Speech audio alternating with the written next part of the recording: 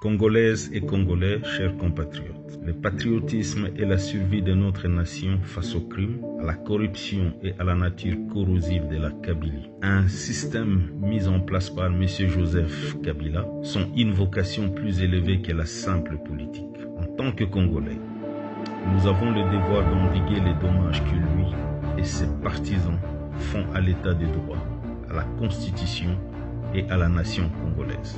C'est pourquoi nous annonçons le projet Gestation, un effort pour mettre en valeur l'histoire et les valeurs de notre pays, ainsi que les sacrifices et les obligations de son peuple.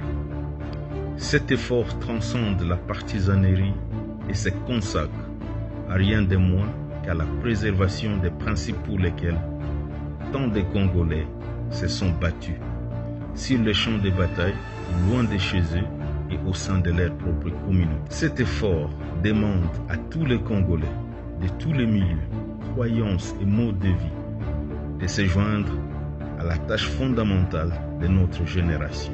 Restaurer dans cette nation un leadership et une gouvernance qui respecte la primauté du droit, reconnaissent la dignité de tous et défendent la Constitution et les valeurs congolaises en République démocratique du Congo comme à l'étranger. Au cours des 40 prochains mois, nos efforts seront consacrés à vaincre le président Félix Tshisekedi, qui incarne aujourd'hui la face visible de la Kabylie aux urnes, et à faire élire les patriotes qui tiendront la ligne. Nous n'entreprenons pas cette tâche avec légèreté, ni par préférence idéologique.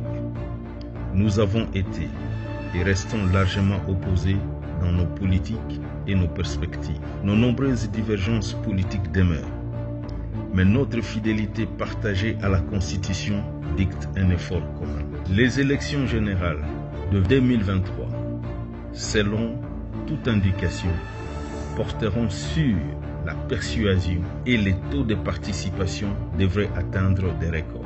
Nos efforts visent à persuader suffisamment l'ensemble du peuple congolais pour aider à assurer une victoire à la présidentielle et aux majorités qui ne permettent pas et n'encouragent pas les violations de la Constitution par M. Joseph Kabila, même si pour y arriver signifie passer par un pacte avec les diables. La présidence congolaise transcende les individus qui en occupent la fonction. Leurs personnalités font partie de notre caractère national. Leurs actions deviennent nos actions, dont nous partageons tous la responsabilité. Leur volonté d'agir conformément à la loi et à notre tradition dicte la façon dont les dirigeants actuels et futurs agiront. Leurs engagements envers l'ordre, la civilité et la décence se reflètent dans la société congolaise. Monsieur le président Félix Tshisekedi ne remplit pas les conditions nécessaires au respect de cet engagement. Il n'a ni la boussole morale, ni le tempérament à servir. Sa vision se limite à ce qui lui fait face immédiatement, servir son maître, Joseph Kabila. Mais les actions de M. Joseph Kabila ne sont possibles qu'avec l'acquiescement lâche des soi-disant élus de la Kabylie au Parlement et aux différentes assemblées provinciales. Ils n'ont fait qu'abdiquer leurs responsabilités au titre de la Constitution. En effet, les élus de la Kabylie ont fait bien pire que de simplement marcher au rythme de M. Joseph Kabila.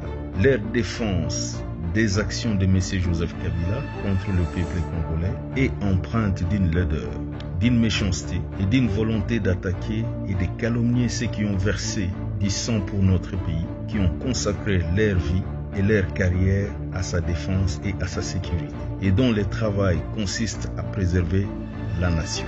Statut phare de notre espoir. Au fil des ans, les élus de la Kabylie ont embrassé et copié la cruauté de M. Joseph Kabila et ont défendu et même adopté sa corruption.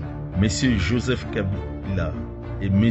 le président Félix Tshisekedi ont créé une configuration politique machiavélique permettant à M. Joseph Kabila de conserver le contrôle des institutions de l'État et sa rente politico-économique tout en offrant une alternance présidentielle à M. Félix Tshisekedi dont la marge de manœuvre dans l'exercice du pouvoir paraît largement symbolique, abandonnant ainsi les peuples congolais et les principes républicains de longue date en les remplaçant par la Kabylie, une foi vide, dirigée par un faux prophète. Monsieur Joseph Kabila et ses compagnons de la Kabylie sapent quotidiennement la vision selon laquelle nous, en tant que peuple, avons la responsabilité et l'obligation de plier continuellement l'arc de l'histoire vers la justice. Ils se moquent de notre croyance en notre pays, la République démocratique du Congo, comme une nation et quelque chose de plus significatif que des lignes sur une carte,